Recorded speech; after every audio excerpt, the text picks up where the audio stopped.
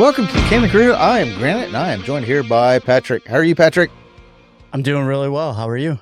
I'm doing well. So you traveling around the south here?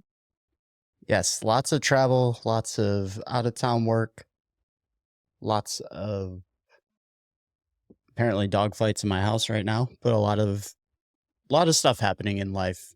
Wife Any? is third trimester pregnant, so there's plenty to do. Hey, congratulations! Thanks, boys. Not that you had anything to do with it, but A little bit. congratulations. Ryan, how are you, bud? I'm doing fantastic. How are you? Hey, what's on your chest there? Is that a West Ashley shirt there? West Ashley Soccer. Yeah, just came out of practice. They had a game the other night. Yes, we did. Beat And how'd they do? Somerville. What was it? 3-0? Yep. The green wave was not so greeny. I think it was 4-0. Yeah. And the green wave crawled back into their bus and went back to where green waves live. But we're here not talking about that. We're here to talk about the Charleston Battery in the most recent matchup between North Carolina. Played up in North Carolina. Not the best result. Oh, what's your initial thoughts, Patrick? Disappointing. This is not a great start for us. North Carolina haven't even beat the Battery since 2009, I believe. So it's kind of a game I think everyone overlooked, and it's hard to judge because what is this third game of the season? So I think last year we had a similar kind of like rough start, but this year we're getting some goals. So it's disappointing to lose. It's worse losing from an own goal, but we were all there at the watch party, and I really thought we were going to nick one back and tie it up. And the energy was there, and the team looked alive in the second half, but I don't know. Maybe it's the same story. We just look so lackluster to start games off. Ryan, what do you think? Again, I what Pat said, I think we start the game very flat-footed to start the games. And I'm just not seeing the want and the drive from the boys coming off of the bench. Maybe it's not necessarily the substitutions or who's getting subbed in. Certain key players. I'm just feeling like there's no spark coming from a person right now. Like when Cal finally got the pin that we'll get to in a minute, you felt the spark coming right out of halftime, and then they came out of halftime and they just looked just as bad as the first half. Yeah, let's start out with a formation. There's 4-2-3-1. I believe kind of a double pivot in the back there with we've seen in the past with Aaron and Allen. How do you think that worked out for us? It seems like we just took a really strong defensive posture, and did that hold us up from our attack? I mean, it's hard to say, but when you bring players on like Drac in the second half and he gives you more offensive play than you saw in the first half, you kind of have to say, yeah. I mean, it was more defensive minded, but this is the Battery. This is Pyramid. We want possession. We want to cycle the ball, but it's not going in our favor. I mean, and it's similar to another team we enjoy watching, Granite, but defensively, it leaves you open for counterattacks. And unfortunately, like, it happened a lot in this game where we probably should have been down by 2 or 3 or 4 goals. I mean, there was a chance where Malloy gave the ball back to Archer, and Archer was just caught a little too flat on his feet. And I don't know how they missed, but they were right in on goal and hit it wide. Oh, first off, I should have started out by Happy St. Tottenham's Day. I think that's today, right? I think it's today, yeah. Happy Schittsburg Day with the boys. Today was a good day in that aspect. So let's talk about Laundry on the as a right back. Do you think he added, took away? He added to the midfield, but he didn't add anything special, and we definitely struggled, and that was our biggest weak spot in our back line. I mean, he's the reason they scored their first goal. Yes. And he was then countless amount of times just caught out of position, like way too far forward. And maybe that's something But I think that he's was going the to get idea, screamed though. at about, but like, I You don't don't think know. that Like, wasn't you don't think that wasn't the idea, though, with him playing back there? I think it Was is to for have him him to more kinda move forward, up but and play as, like, almost 2 CDMs and 2 cams where you're almost playing a 3-2-4-1? yeah, but at the end of the day, if your guy's running past you on Yeah. a counter, you still need to get back and cover that guy. He's your responsibility. Like, we're not asking a center back to come out and cover a winger who wants to cut the ball and just run past you at speed. You got to at least kind of be a little bit of a defender and show him to a side, or at least not make everything easy on the attackers. Yeah, I think that was definitely a weak side. There were some other things I think were going on that were really hurting us from performance level. I mean, think Nate did we a pretty just good made it job. so inviting. Like, that side was just so inviting. It's like you knew exactly where North Carolina was switching the ball to every time. It's like, "Oh, look, it's going right over the top. Left side of the Well, field every time." that's how teams beat us. They just put it over the top Yeah. because they know we press so far forward that gives them the best chance. And it seems like what we did, if you look at our passing, we were trying to go up the sides so much, and we just left the middle open. And I think the reason why we brought Cal in is to kind of fill up that middle to give us some speed there, and we weren't taking advantage of that. Plus some other issues.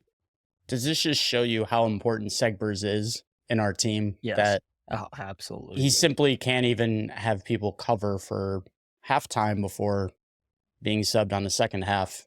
Like, he can't even have two guys cover his spot. He plays that, what you're describing, Ryan, perfectly. The attacking, but will defend and be that first guy back. I think when he comes back, he's going to win man of the match, and he's going to be around for a while if they can make that happen. They're going to find a new love and appreciation for Segbers. I truly believe that coming up now with how we're struggling. Yeah, and I don't think we brought Laundry in to cover for Segbers. I think it's just one of those things that he might have been the best position that Pierman was thinking to fill that, and it just didn't work out very well. Well, Landry is a midfielder. You didn't think of well, I didn't actually see him get carried on the travel roster. Blackstock. Yeah, he wasn't on there. So, that's another guy out with injury. So you can kind of see where, on their bench, they did have Josh Drack, and that was really the only defender. Or we have Joey as center back still. Well, we had to do something.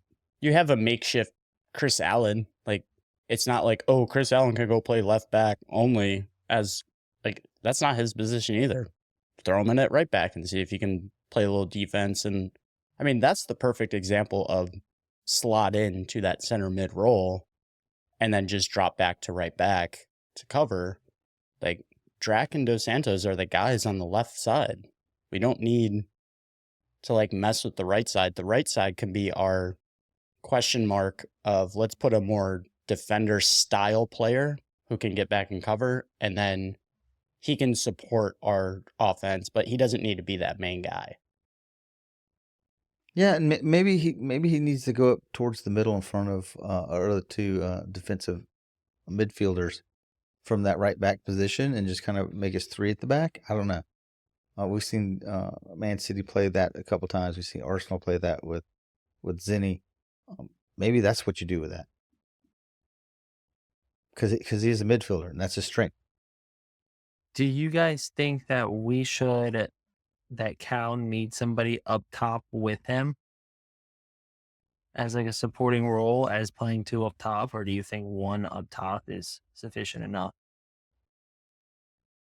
I think anything's open at this point, right? I mean, Or we're like, not scoring enough goals to win. What did it for us last year was putting 3-4 past the other team.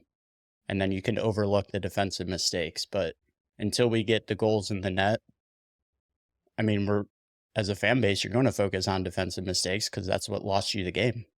yeah. I'm just saying, again, it's another game where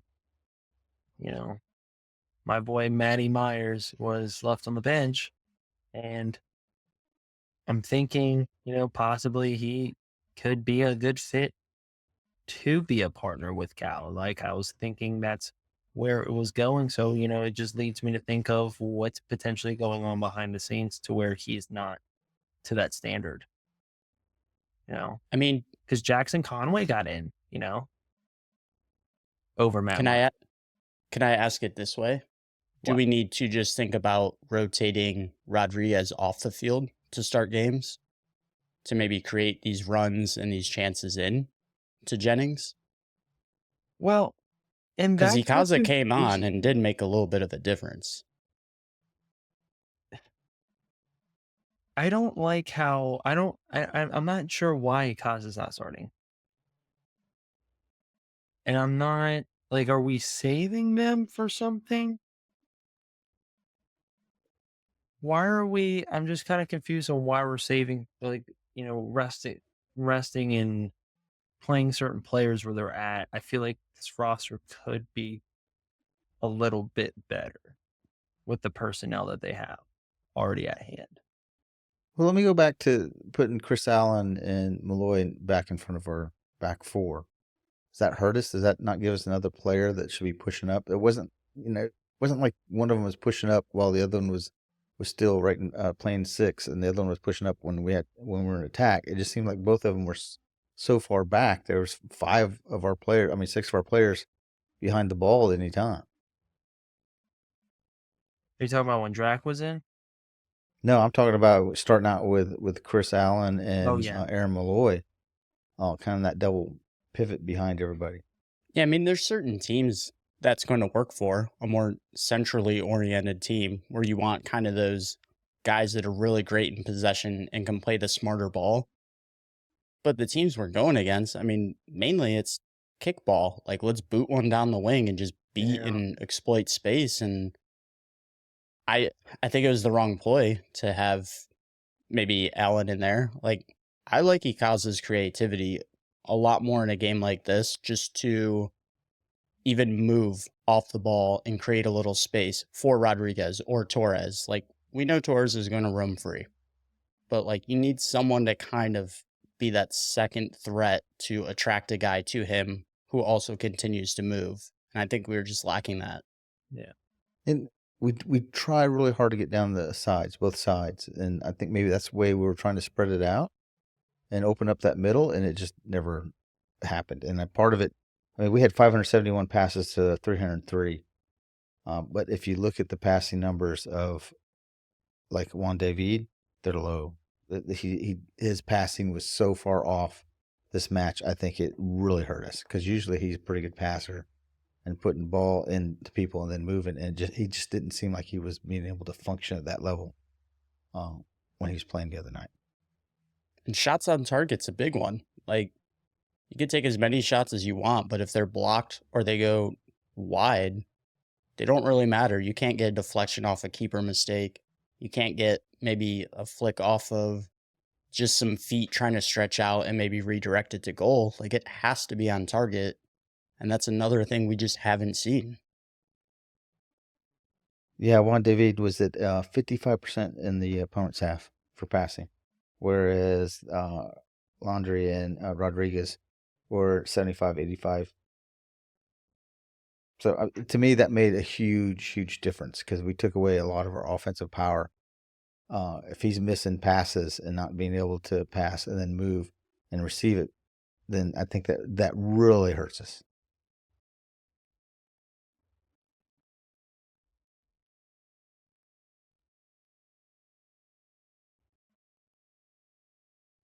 Well, is there anyone that maybe we should thinks that we should revert back to players who were on our team last year? Well, let's just go back to that and start with that and then add the new guys in little by little.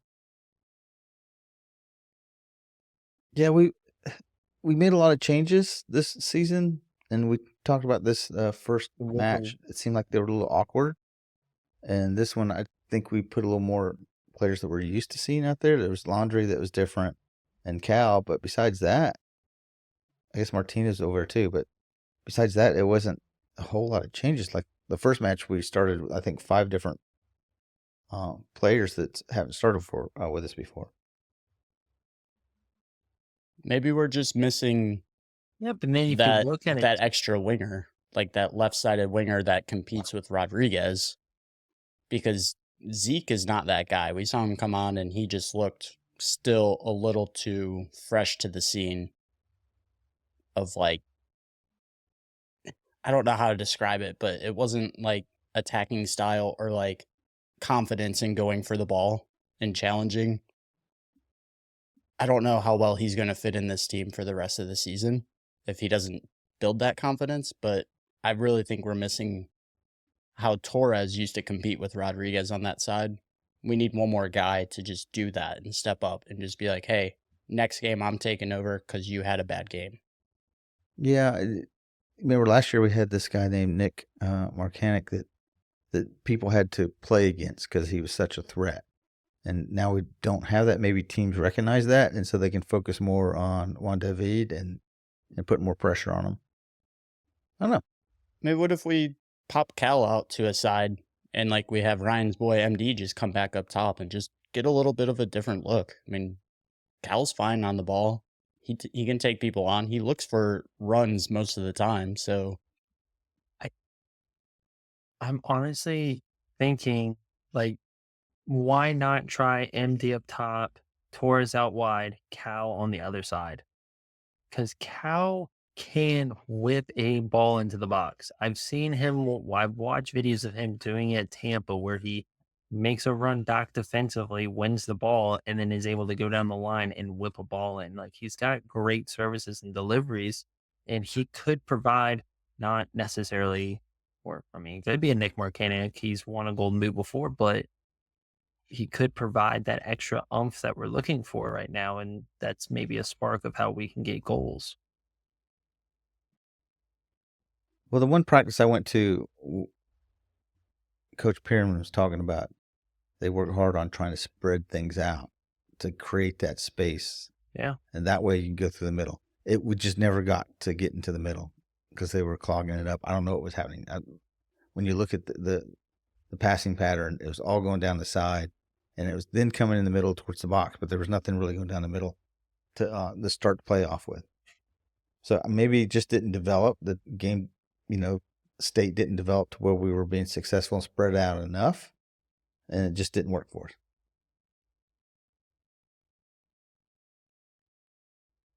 I think it's just, again, it all comes down to pass patterns, cone drills. Everything's all good and done at training sessions, and you go home and you can go to bed, right? When it's game day, it's all about your decision making, your mentality, what you're taking from the training pitch, and what you decide you want to implement onto the game pitch, right? So these guys are going through motions and stuff like that on the training pitch, but are they mentally equipped to be on that game pitch right now? Are they in the same lingo with everybody else on the pitch? And are they on the same page and level of trust, knowing that if I get nailed or side tackle from behind, this guy's going to come over and push the guy off or, step up for me, right? Or are they just going to, walk away and let me have to get up myself?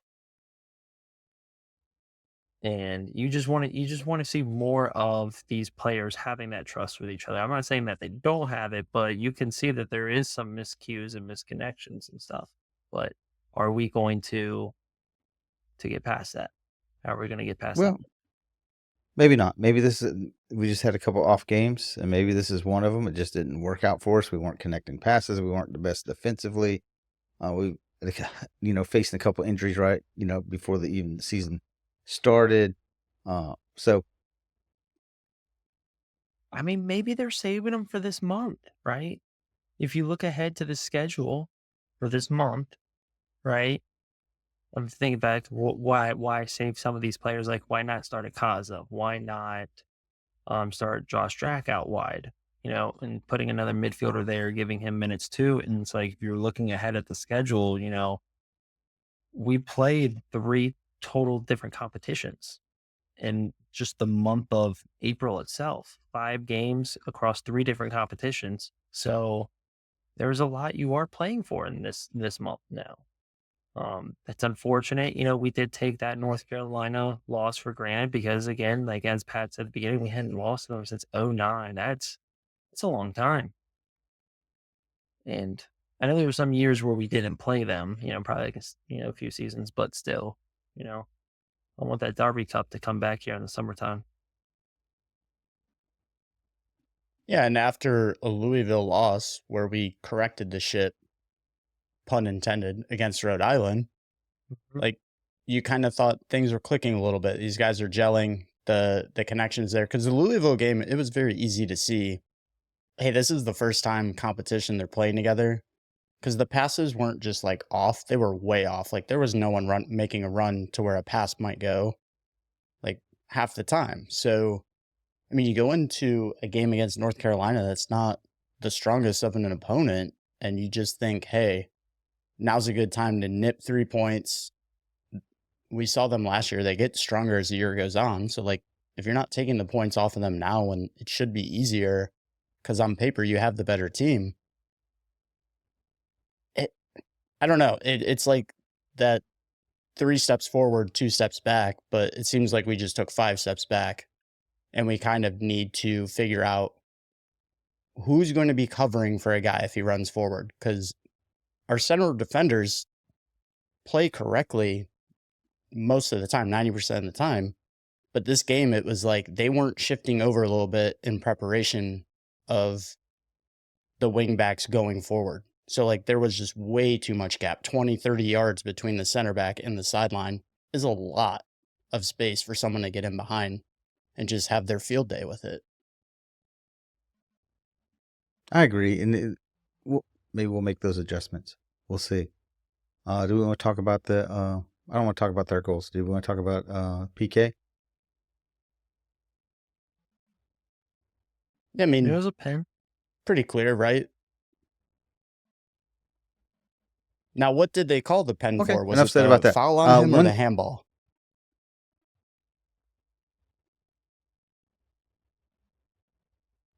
say it again, Patrick. Oh, I was just saying, did they call it for the foul on him or the handball? I don't know. I thought it was the handball, but I wasn't for sure. I was pretty disgusted at that point, so my attention was waning. But either way, I think it was like maybe he got away with the foul, but then because it was a handball, he definitely had to call it. yeah, Like one of he those can't. things. He can't let 2 things go by. Yeah. Oh, dang it! Now I got to do something about it. What's the other thing was that? How about our keeper? I know there was 2 goals. One of them, I mean, off Graham. Off Smith's head. There wasn't anything you can do about that. What do you think about the first goal, Ryan? Again, it comes from fast play in the midfield. We're allowing these teams to come in and turn on us in the midfield and to pass out. And we're allowing these teams to do it early in the game and allowing to set tempo. I think this season so far, we've become susceptible to going down early. 2 out of the 3 games we've already gone down early. Rhode Island, we had a great bounce back game, dominated Rhode Island. But this game against North Carolina, we just looked completely flat, just completely flat. And that's okay. What about keeper's performance on that first goal? Right. Was it his fault? It's just things that happen. It happens. He did have some great saves during the match. He bounced back amazing though. He definitely won the second half for Charleston. He kept them in that whole second half. He had, I think it was 3 saves in the second half, one of which was definitely the game saver where he kept them in the match for as long as he could. Obviously we couldn't get the second goal, but as a keeper, he did what he could do. That's fantastic because that's bouncing back from his first match where he, let a howler or, whatever it was. I don't know what he did. And he's looking a lot stronger. So I have a lot more faith and confidence in him. We got to score more goals. We got to score first, Yeah. So I'm glad he's back there. So let's look the other direction. Let's look to Saturday. I think the game time kickoff is at 5:30 at Patriots Point. Patrick, you done a little research on our prey. Was it the Tampa Bay? What are they called? The Rowdies. Oh, those guys. Yeah, the Tampa Bay green people that show up and were very quieted last time, I think, if I'm right. Patrick, what's your thoughts on all your scouting this past week? I think they're a bad team. Their goals that they give up are huge mistakes. I think the goal they gave up against Las Vegas was a keeper. The keeper came out to try to cleared it off his defender's head outside the box, and it fell back into the box in front of a Las Vegas Lights player. They lost that game 1-0. There was another. What was the recent game they played? Was that against? Well, they lost to Tulsa 1-0, which was a big surprise because that's a Midwest team. They lost to Tulsa, and that was similar. It was a corner kick. Keeper came out for it, totally whiffed on it, and just tap it in goal. But defensively, they look really shaky. So their center backs are not very great when pressured with the ball. I mean, watching their games, just anytime they have it and the other team press them, there was 2 or 3 situations where it's 1v1 and the guy just whiffed or completely just buffed it in his feet and gave it right to an attacker.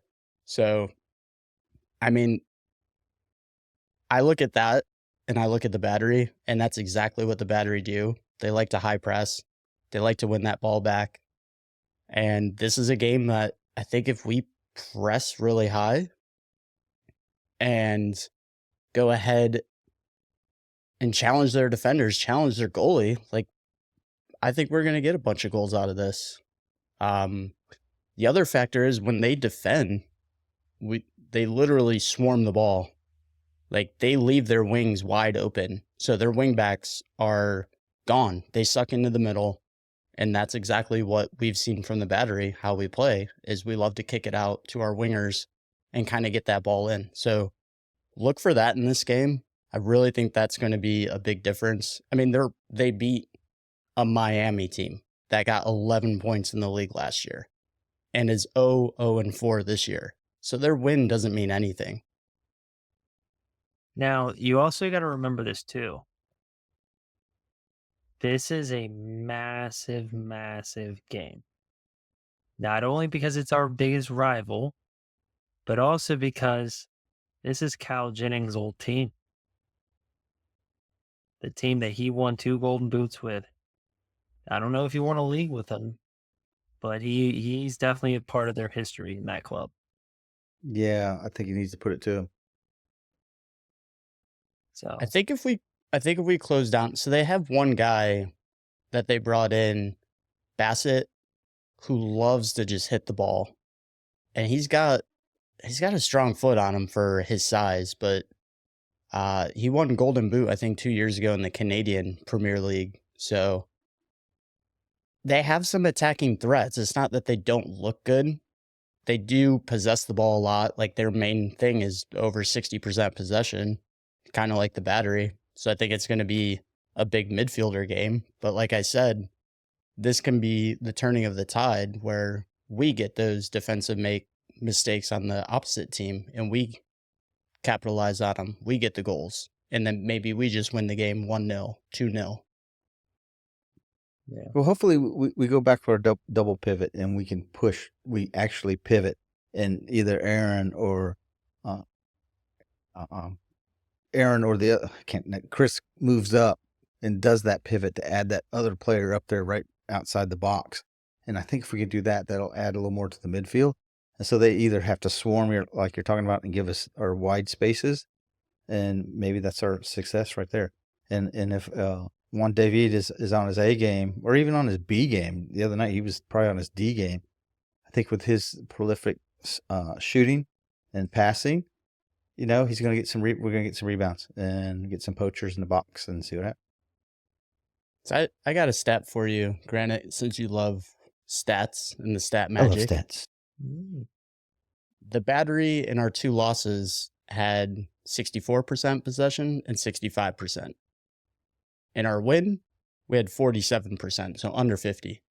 Interesting. And Miami likes to possess the ball, so this could be a sit deep a little bit, counterattack type game, maybe. What about Tampa Bay? Do they like possessing the ball? Oh, sorry, Tampa Bay does. Yeah, They they all it's like the same. possessing the ball. It's the football way. They like possessing the ball. They're Florida teams. That's all they can do. They like to, lose matches. So, okay. What else we want to talk about? Is that it? Is that all we got? Oh, $5 beers. $5 beers. $5 beers on Saturday. Also announced. Yep. The Here we go. Battery third round U.S. Open Cup. We will be playing Georgia Tormenta. So that will And be, if I remember right, April that's 15th. April 15th. Juan David scored that crazy midfield strike against Tormenta 2 years ago. Can't remember what it was. Which That'll be one? good. And so if you're a season ticket holder, make sure you go and accept the offer. I think that's what they're probably going to say. Everybody's going to be with the the East stands. Mm-hmm. So it looks like we're packed in there. So it should be a pretty good match there too. So Saturday, 5:30 kickoff, which I kind of like. Kind of like the earlier match there. And we'll be out there in the parking lot having maybe an espresso or some kind of soft drink or something along those lines. And I think that's all I got. Something warm for the cold weather. Something warm. That's it. That's all I have, gentlemen. Have a good night. All right, boys. Can you feel the thunder? Be the fleet of Charleston. Come to put